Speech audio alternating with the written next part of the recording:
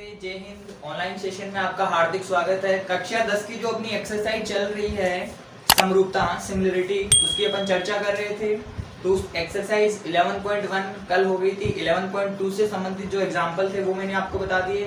Thales जो अपनी प्रमेय है आधारभूत समानुपाती प्रमेय, वो भी मैंने आपको सिद्ध करके बता दी कि उसमें भी क्या है। और जो आधारभूत समानुपाती प्रमेय का जो विलोम है पीएसटी का विलोम, उसकी भी अपन ने कल चर्चा करी थी। कुछ क्वेश्चंस की चर्चा हो गई थी। आज आगे बढ़ते हैं नेक्स्ट एग्जांपल की तरफ। ध्यान से देखें। एबीसीडी एक चतुर्भुज है। आपको एबीसीडी एक चतुर्भुज इस तरीके से बनाया हुआ चतुर्भुज है। ओके स्टूडेंट, इसमें आपके पास में एक चतुर्भुज दिया गया। एबीसीडी एक चतुर्भुज है।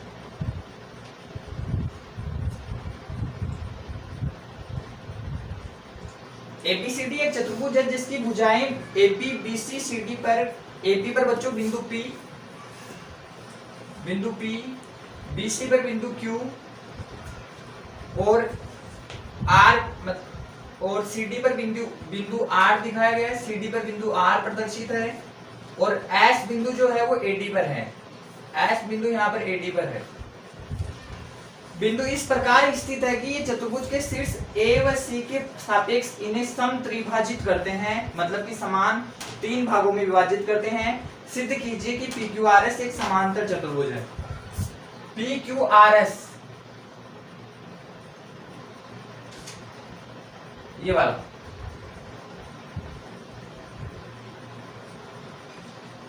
एक समांतर चतुर्भुज है। ओके स्टूडेंट्स, चर्चा करते हैं अपने सवाल की। दिया गया है, जो दिया गया है उसको आप अलग तरीके से अलग से लिख लीजिए। दिया गया है एबीसीडी एक चतुर्भुज, एबीसीडी एक चतुर्भुज है जिसकी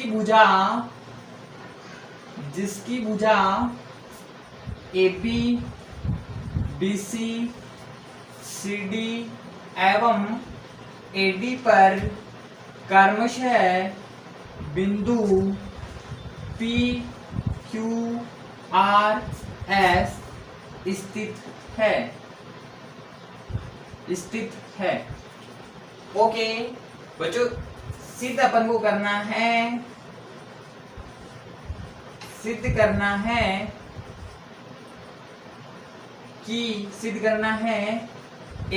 पी क्यू आर एस एक समांतर चतुर्भुज है। समांतर चतुर्भुज है। PQRS एक समांतर चतुर्भुज है। ओके स्टूडेंट्स, इसका मतलब हो गया अपन को सिद्ध करना है PQ पैरेलल है, समांतर है SR के। PQ समांतर है SR के। ओके, रचना कर दीजिए। रचना में आपने क्या किया होगा, अर्थात अपन को समान सिद्ध करना है PQ समांतर ऐसा। रचना में बिंदु कंस्ट्रक्शन जो आपने करी, पॉइंट A से बिंदु B को मिलाया और यहां पर AC एक भुजा बन गई इस तरीके से। ओके स्टूडेंट्स, और अब ये इसको सम त्रिभाजित करते हैं, मतलब कि अगर मैं बीपी भुजा का एबी से, अगर बीपी भुजा का उत्पत्ति में आप देख लीजिए त्रिभुज ए बी सी में, त्रिभुज, या इसको एक तरीके से एक बार लिख लीजिए, जो आपको गिवन है उसको नोट कर लीजिए। अगर मैं बीपी भुजा को लिखूं तो निश्चित रूप से बीपी भुजा एपी का दुगुना है।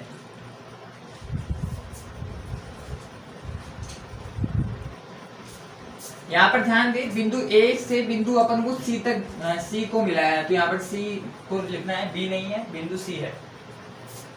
बीपी को मैं 2AP लिख सकता हूँ और बीक्यू को जो मैं लिख सकता हूँ यहाँ से बीसी भुजा पर 2QC। ओके, बीक्यू को मैंने लिख दिया 2QC और डीआर को मैंने लिख दिया, सीडी भुजा में डीआर को मैंने लिख दिया 2RC।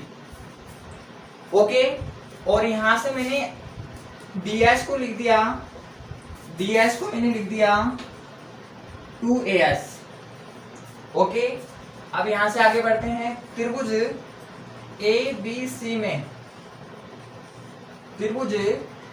ABC में मैंने भुजाओं का जब अनुपात बराबर किया पीएसटी से, आधारभूत समानुपाती प्रमेय से, तो मैंने बीपी बटे एपी लिख दिया, बीपी बटे एपी।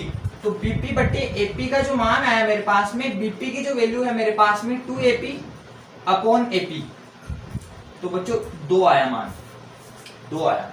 एपी से एपी कैंसिल हो गया, 2 मान बन गया, 2 यहाँ पर वैल्यू आ गई। दूसरी जो वैल्यू है मेरे पास में BQ, इसी त्रिभुज में मेरे पास में BQ बटे QC, और BQ को मैं 2QC लिख सकता हूं यहां से, और यहां पर अपॉन में QC दिया हुआ है, तो इसकी वैल्यू भी 2 आई। अगर BP अनुपात AP का मान 2 बना, फिर BQ अनुपात QC का मान भी 2 बना, तो निश्चित रूप से PQ समांतर AC हुआ। PQ जो भुजा है वो इस AC के समांतर हो गई। ओके स्टूडेंट्स, आगे बढ़ते हैं। मैं अब त्रिभुज की बात कर रहा हूं ADC की। इधर त्रिभुज ADC में, त्रिभुज ADC में जब मैं चर्चा करूंगा तो ADC में हो जाएगा DR बटे RC, और DR की जो वैल्यू है मेरे पास में 2RC, 2RC upon RC equals to 2, RC से RC कैंसिल हो गया। और यहां से जब मैंने देखा DS अपॉन AS, और DS की वैल्यू मेरे पास में 2AS है, तो 2AS अपॉन AS की वैल्यू जो बनी मेरे पास में 2 बनी, ये भी 2 बनी। तो निश्चित रूप से मैं बोल सकता हूं कि SR समांतर AC, इसको मैंने इक्वेशन फर्स्ट बोल दिया, ये इक्वेशन 2 हो गई। इक्वेशन फर्स्ट और इक्वेशन 2 को ध्यान से देखिए। जब आपके पास में PQ समांतर AC था और यहाँ पर SR समांतर AC है, तो निश्चित रूप से PQ समांतर SR हुआ। समीकरण 1 व समीकरण 2 से PQ समांतर SR, बच्चों यही सिद्ध करना था अपन को। ओके, तो निश्चित रूप से PQRS एक समांतर चतुर्भुज है बच्चों, समांतर चतुर्भुज है। अच्छा सवाल है एग्जाम की दृष्टि से, नोट करें। ओके स्टूडेंट्स, आगे बढ़ते हैं नेक्स्ट सवाल की तरफ।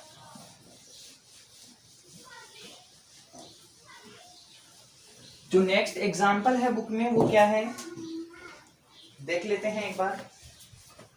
आपको एक चतुर्भुज दिया गया है ABCD इस तरीके से।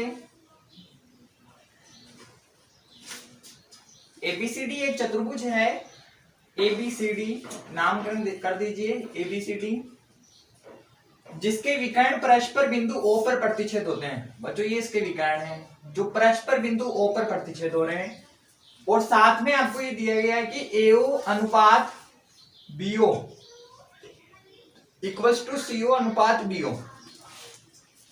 तो आपको सिद्ध करना है कि ABCD एक समलंब चतुर्भुज है, ABCD एक समलंब चतुर्भुज है, आपको सिद्ध करना है। ये तो गिवन है आपके पास में, सिद्ध करना है ABCD एक समलंब चतुर्भुज है। बच्चों इसका मतलब क्या हो गया, AB समांतर CD आपको प्रूव करना है, AB पैरेलल CD। ओके, ये प्रश्न में गिवन है, जो प्रूव करना है वो भी मैंने लिख दिया है। इसकी थोड़ी सी कंस्ट्रक्शन अपन कर लेते हैं, रचना का काम और कर लेते हैं। रचना में मैंने क्या किया वो भी मैं लिख देता हूं।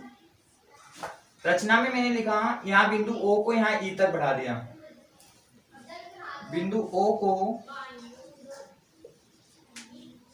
बिंदु E तक बढ़ाया। हाँ जी, आगे बढ़ते हैं। ओके, अब मेरे पास में जो दिया गया है एक बार मैं उसको लिख लेता हूं। AO उत्पत्ति में चलते हैं, उत्पत्ति पर चलते हैं। मेरे को जो दिया गया है AO अनुपात BO इक्वल्स टू CO अनुपात DO। ओके, जब इन दोनों का मैं वज्र गुणा करता हूं तो मेरे पास में AO multiply DO equals to CO multiply BO। Okay, अब मैं AO के नीचे CO को ले जाता हूं, DO को BO के नीचे ले जाता हूं, तो AO अनुपात CO इक्वल्स टू BO अनुपात DO। मतलब कि AO अनुपात CO इक्वल्स टू BO अनुपात DO। ओके, आगे बढ़ते हैं। आगे बढ़े तो मैंने एक ट्राइंगल चूज किया, वो ट्राइंगल मेरे पास में त्रिभुज एबीसी, इसको मैं इक्वेशन फर्स्ट बोल रहा हूँ। त्रिभुज एबीसी में मेरे पास में जब मैं भुजाओं का अनुपात बराबर करता हूं तो भुजाओं का जो अनुपात मेरे पास में प्राप्त होता है वो होता है बीई, या इसको मैं इस तरीके से लिख दूं, एओ अनुपात सीओ इक्वल्स टू बीई अनुपात सीई। और बच्चों मेरे को साफ साफ नजर आ रहा है कि एओ अनुपात सीओ बीओ अनुपात डीओ के इक्वल है। मैं इक्वेशन इसको 2 बोल देता हूं, इक्वेशन 1 व इक्वेशन 2 से, इक्वेशन 1 व इक्वेशन 2 से एओ अनुपात सीओ जब बीओ अनुपात डीओ के बराबर है तो ये निश्चित रूप से ये दोनों भी बराबर होंगे। तो मेरे पास में बीओ अनुपात डीओ इक्वल्स टू बीई अनुपात सीई, मतलब कि बीओ अनुपात डीओ इक्वल्स टू बीई अनुपात सीई। तो इसका मतलब क्या हो गया बच्चों, यहाँ पर मेरे पास में एक चीज और मेरे को क्वेश्चन में दी गई है।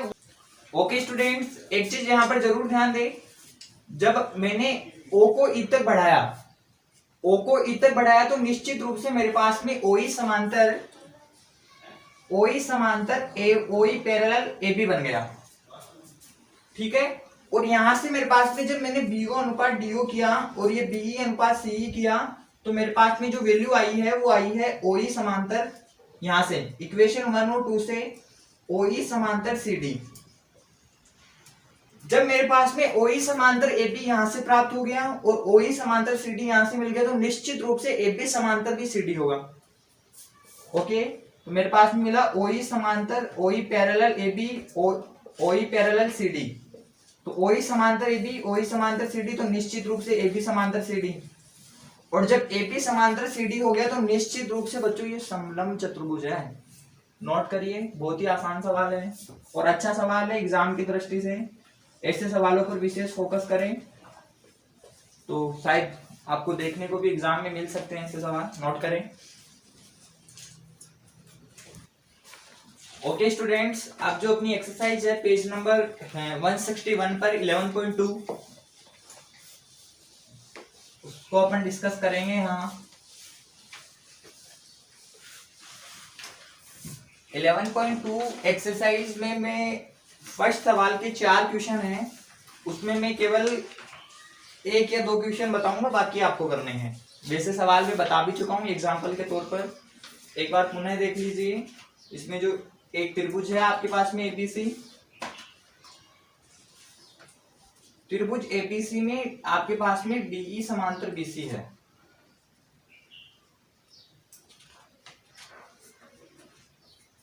और आपको एडी की जो वैल्यू दी है वो 6 सेंटीमीटर और डीबी की वैल्यू दी है आपको 9 सेंटीमीटर, ए की वैल्यू दी है 8 सेंटीमीटर। आपको एसी फाइंड आउट करना है। अब ध्यान से देखिए, यहां से मैं इसको एडी अनुपात डीबी लिख सकता हूं, पीएसटी से मैंने यही पढ़ा है। और मेरे पास में एई की जो वैल्यू है वो है एई अनुपात ईसी, और ईसी की वैल्यू भी मेरे पास में दे रखी है। ईसी की वैल्यू नहीं है मेरे पास में, एई की वैल्यू है। तो आप इसको एडी अनुपात डीबी इक्वल्स टू एई अनुपात ईसी आपको दिया गया है, तो फाइंड आउट कर लीजिए। एडी की वैल्यू आपके पास में 6 और ये 9, 6/9, और एई की वैल्यू आपके पास में 8/ईसी। इसको तो आप लिख दो 2/3, ये 8/ईसी, मान आ गया 2ईसी इक्वल्स टू 24। ईसी की वैल्यू बनी आपके पास में 12। आपको एसी चाहिए तो एसी जो बनेगा आपके पास में 12 + 8 20। ओके, एसी चाहिए बच्चों आपको? हाँ, नोट करें। नेक्स्ट सवाल की चर्चा करते हैं। नेक्स्ट सवाल में क्या कहा गया है देख लेते हैं। इसी का एक पार्ट और बता देता हूं, जिसमें आपको कहा है एक ट्राइंगल है आपके पास में त्रिभुज एबीसी, और एबीसी की जो भुजा है डी समांतर बीसी आपको गिवन है क्वेश्चन में। और AD की वैल्यू 4x माइनस 3 है। DP की वैल्यू है जो आपके पास में, AE की वैल्यू आपके पास में 8x माइनस 7 है। BD की वैल्यू आपके पास में 3x माइनस 1 है। और CE की वैल्यू आपके पास में 5x माइनस। ओके, PST यहाँ पर लागू करें तो ये अपने पास में AD बटे DP, AE बटे EC, AD की वैल्यू 4x माइनस 3, ये 3x माइनस 1, ये 8x माइनस 7, ये 5x माइनस 3। जब दोनों को क्रॉस मल्टीप्लाई किया तो ये 4x माइनस 3 मल्टीप्लाई ये हो गया आपके पास, sorry 4x minus 3 5x minus 3, ये हो गया 3x minus 1 multiply 8x minus 7। Okay students, multiply करवा दीजिए यहाँ से। 20x स्क्वायर ये एक तरफ बन गया, माइनस के 12x माइनस के 15x माइनस प्लस के 9, ये बना यहाँ से 24x square 24x square minus के 21x माइनस के 8x प्लस के 7, ये बन गया आपके पास में 20x स्क्वायर 12 और 15 27x प्लस 9, ये बना 24x स्क्वायर माइनस के 8 और माइनस के 21 और माइनस के 8x माइनस के 29x प्लस 7। इसका इधर पक्षांतरण कर दीजिए, माइनस इधर ले जाइए इनको, तो 2x square minus 24x square equal to 9 का भी पक्षांतरण अभी कर देंगे। ओके स्टूडेंट्स, यहाँ पर 20x स्क्वायर है, 2 नहीं है, 20x square minus 4x square और ये प्लस 9 आपके पास में इधर बच गया, और इसको आपने इधर ले आए तो 29x प्लस ये 27 प्लस 7। ओके, 27 अक्ष है साथ में। यहाँ से आपके पास में माइनस के 4x स्क्वायर प्लस 9 बचेगा, यहाँ से माइनस का 2x हो गया प्लस 7। ओके, आगे देखिए, आगे अपन इसको और बढ़ाएं तो 9 का इधर पक्षांतरण किया आपने, माइनस का x square equals to minus के 2x प्लस माइनस के 2, 7 में से 9 गए तो माइनस के 2, ये बन जाएगा आपके पास में minus 4x square plus 2x plus 2 equals to 0। Minus common ले लिया आपने, 4x square minus 2x minus 2 equals to 0, 4x square minus 2x minus 2 equals to 0। Okay students, करवा दीजिए, गुणनखंड कर दीजिए, आंसर नोट करें। ओके स्टूडेंट्स, आगे बढ़ते हैं।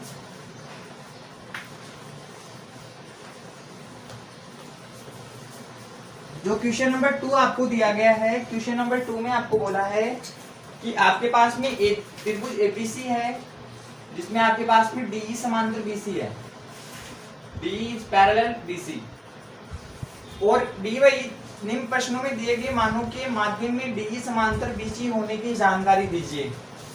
आपको पहले में दिया गया है एपी अनुपात, एपी इक्वल्स टू 12 सेंटीमीटर और एडी इक्वल्स टू आपको दिया गया 8 सेंटीमीटर।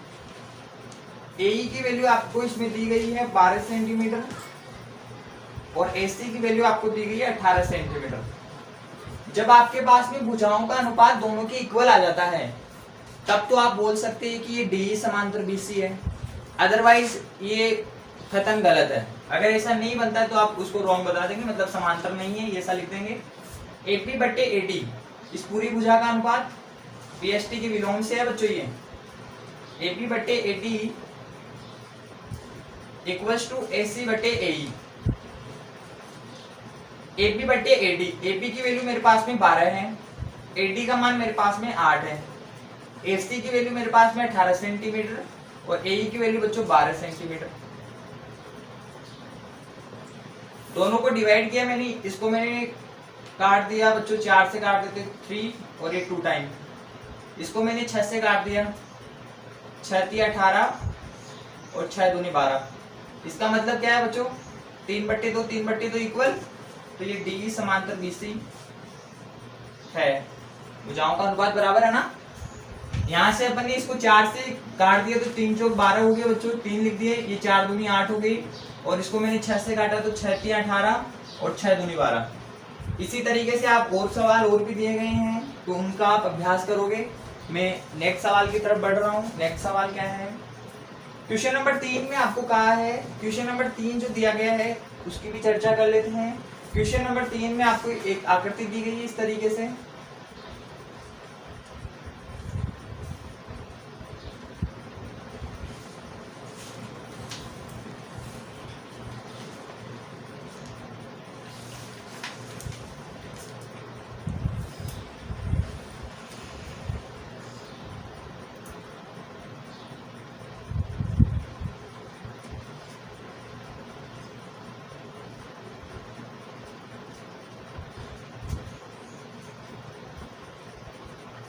ये इस तरीके से आकृति दी है जिसमें OA, OP और OC पर क्रमशः L, M, N बिंदु इस प्रकार स्थित है। मतलब कि आपको दिया गया क्या है वो लिख देता हूं एक बार।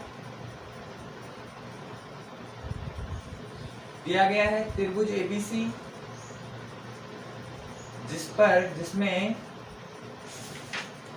OA पर बिंदु OA, OC व OP पर बिंदु L, N व M स्थित है, जिसमें आपको दिया गया है LM समांतर AB,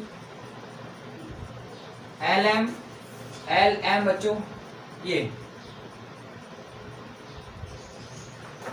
LM समांतर AB, हाँ ये वाली भुजा LM समांतर AB और साथ में दी है MN समांतर BC। सिद्ध करना है आपको कि LN समांतर AC भी है।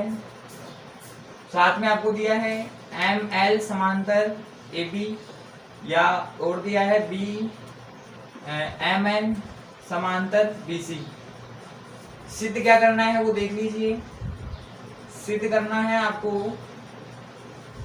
करना है LN समांतर AC। ओके स्टूडेंट्स, सवाल बहुत ही आसान सवाल है। इस सवाल को हल करने के लिए अपन को दो ट्रायंगल चूज करने हैं जिनमें भुजाओं का अनुपात अपन ज्ञात कर सकते हैं। तो मेरे को सीधे सीधे नजर आ रहे हैं, तो AOL और एक नजर आ रहा है मेरे को BOC। तो मैं चर्चा कर रहा हूं पहले ट्रायंगल AOC की, त्रिभुज AOC की। त्रिभुज AOC में आपने क्या किया, भुजाओं का अनुपात बराबर कर दिया AL बटे OL इक्वल्स टू ON बटे NC।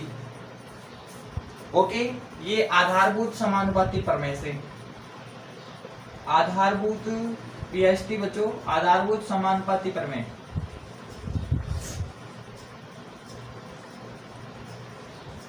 ओके स्टूडेंट्स, दूसरा जो त्रिभुज है मेरे पास में, त्रिभुज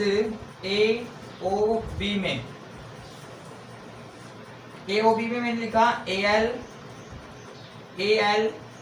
बटे OL इक्वल्स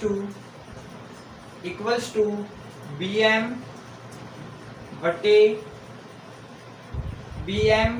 बटे या OM बटे BM।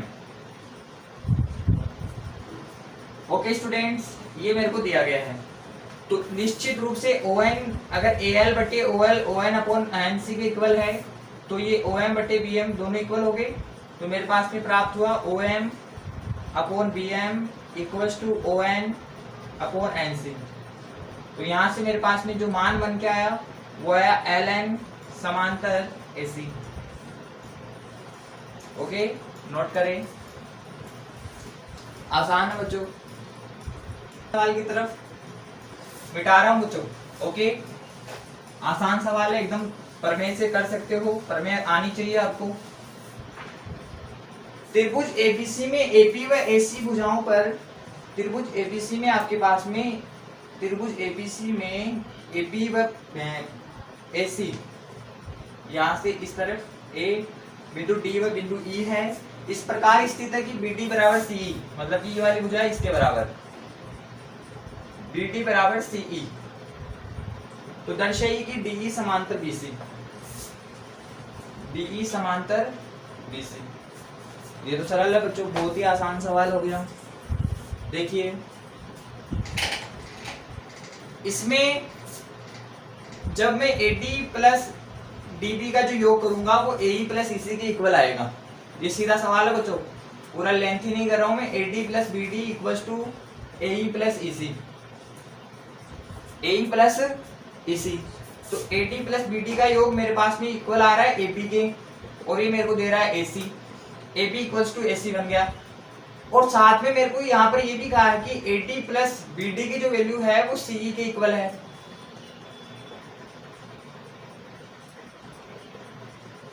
तो मेरे पास में AD बराबर AE आ जाएगा कि नहीं यहाँ से, क्योंकि CE से CE कैंसिल हो गया।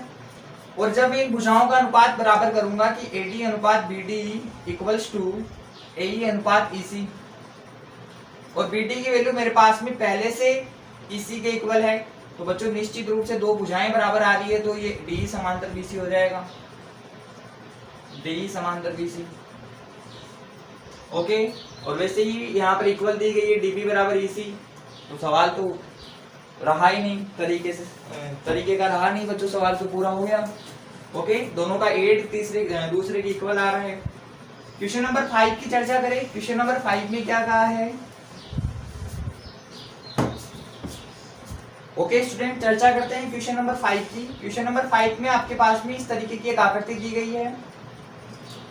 यहाँ पर बिंदु D, यहाँ पर बिंदु E, और ये यहाँ पर F है, और ये बिंदु इस तरीके से D बिंदु C तक बढ़ रहा है।